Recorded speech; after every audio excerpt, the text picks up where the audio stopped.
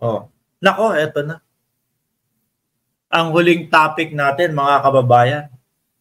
Ang tanong dito, ang FBI kaya ay makikisali na, no?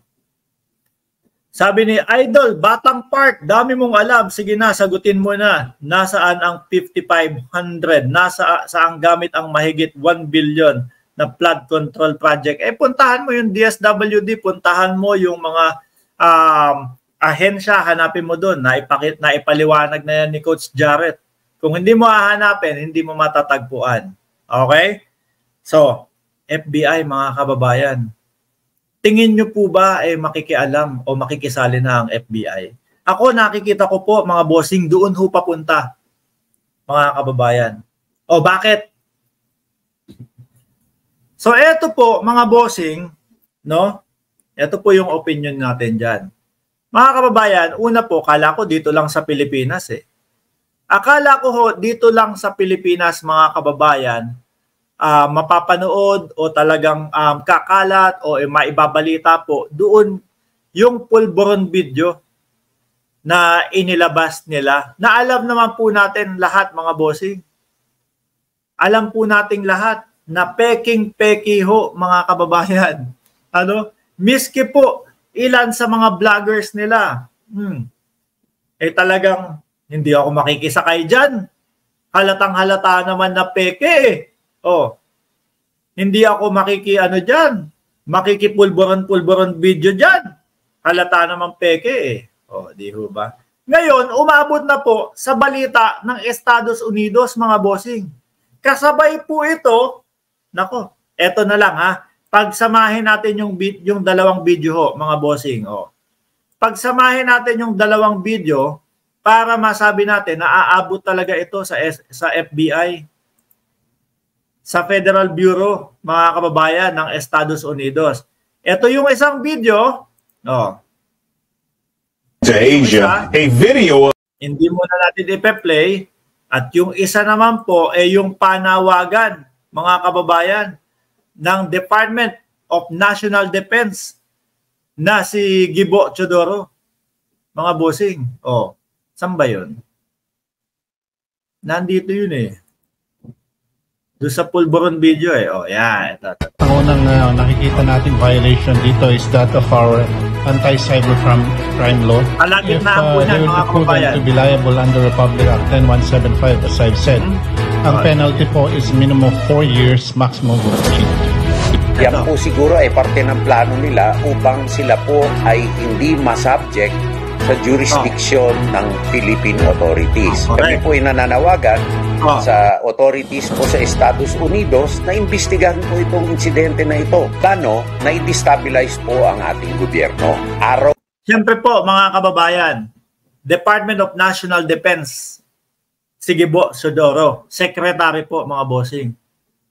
Meron pong malaki ang posibilidad na mga nakakausap niya ng Estados Unidos po, mga bossing. So ngayon, posible na i-request talaga nila na makialam ang Estados Unidos dito sa mga yan.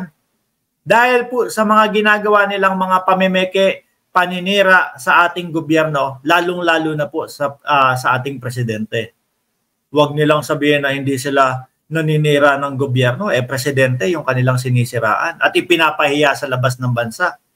Kaso po, mga kababayan, ang nangyari ho, baliktad pa ang nangyari. Imbis na po ang ating presidente ang magmukhang tanga o magmukhang nakakahiya, si PRRD pa po ang nadidiin ngayon, mga kababayan. Si Duterte ho ang nadidiin ngayon, mga kababayan. Yang panawagan ni DND Secretary Gibo Teodoro sa Estados Unidos, mga bossing, hindi ho malayo na umabot yan. Dahil po dito, depicting Philippine President Ferdinand Marcos Jr. engaging in what looks like drug use has sparked widespread controversy and outrage.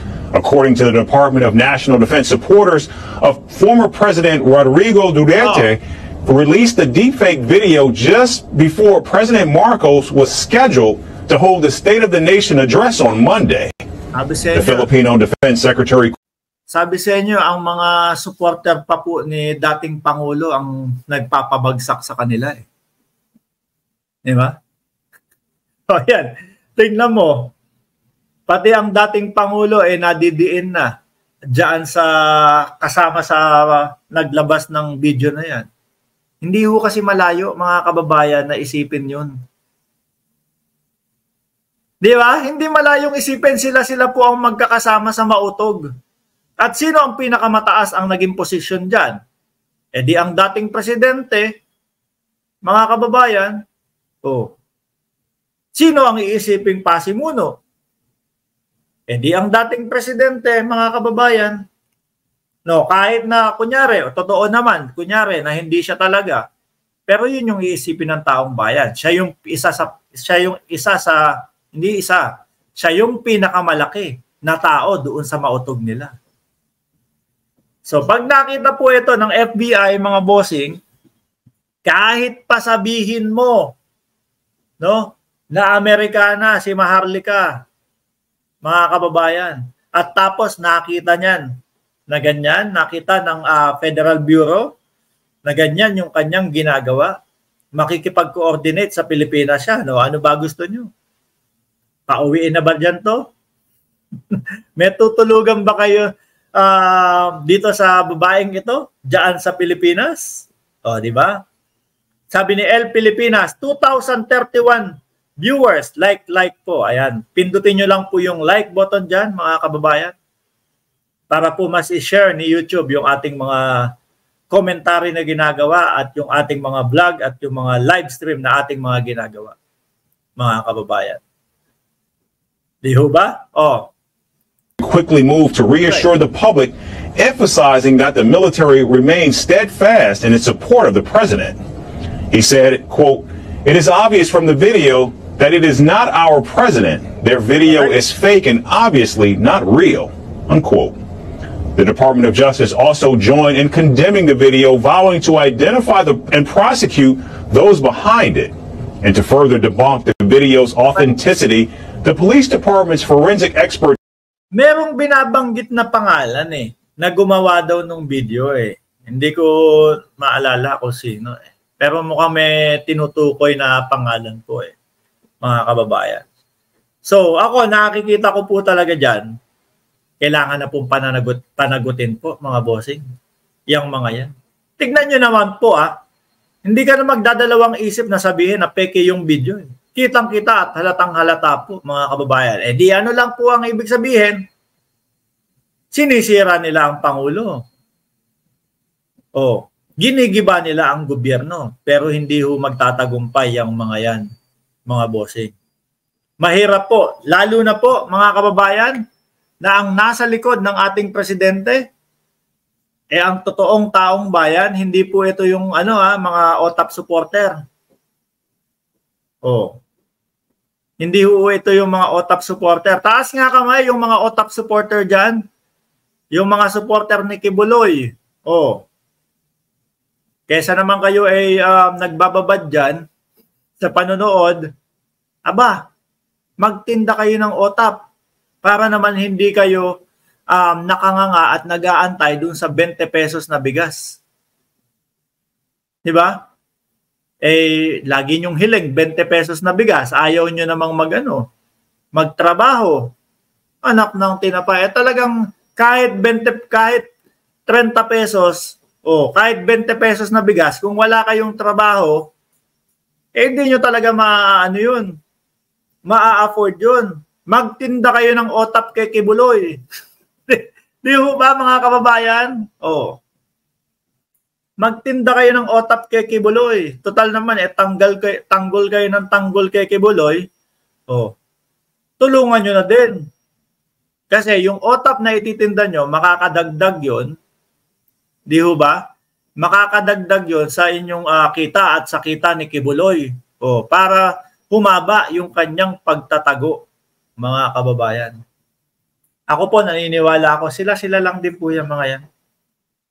Sila lang din po yung mga yan na may kagagawan po ng paninira sa ating gobyerno, lalong-lalo na po sa ating Pangulo. Kaso hindi ho magtagumpay talaga, ano? Yung bilang ho nila, mga kababayan, bilang ho ng tipo bang barangay tanod yung pababagsakin nila. Naghahangad pa kayo ng presidente pabagsakin. Yung bilang ninyo, pang barangay tanod lang. Nakita nyo nga yung panawagan sa inyo ni Morales, sumama kayo doon sa EDSA. Ano nangyari? Siyang mag-isa ang nagsisigaw na nasan daw yung 20 pesos na bigas. O, di ibig sabihin, wala na ho kayo talaga. Anyway, mga kababayan, yan po yung ating mga talakayan sa araw na ito. O, i-like nyo lang po itong video na to, mga bossing. Tapos i-comment nyo dyan para makapagbigay tayo kahit 1 minuto na shoutout po bago tayo magtapos, mga kababayan. Please like itong live stream natin. I-subscribe nung mga bago pa lang po dito sa ating channel. And tulungan nyo na din po kami mag-share nitong ating mga araw-araw na ginagawang mga content po. Okay? So 1 minute shoutout po tayo doon sa mga nakasama natin at naka-chikahan dito sa ating live stream po. Cecilia Peña, Sir Tony Ninobla, yung people power nila ay walang power at wala pang people. Correct. Oh, Mabel Kinjo 453, Batang Pasaway, Sil Razonable, Ma'am Chris Rose, naniniwala kami taong bayan na merong nag-utos. Yan, nasa likod, Mastermind, kay Claire Eden Contreras Woodruff. Sabi ni Perdy Boy, BMB, Alona Alejandro, Shiro Kanzaki, Botchok de la Cruz, pang 873, paabutin na natin na 1,000 yan. Annabel Ye, maraming salamat sa ating Pangulo, very hard working. God bless po. Mitz de Guzman, Edita Grande. Ronald Diola. Thanks, boss. Ingat lagi. Kayo din po, ingat. Serapin, Gloria Titmus, Ivan de la Pedra, Rosemary BMB. Yay! 0312. Si Duterte ang mastermind. Sabi niya.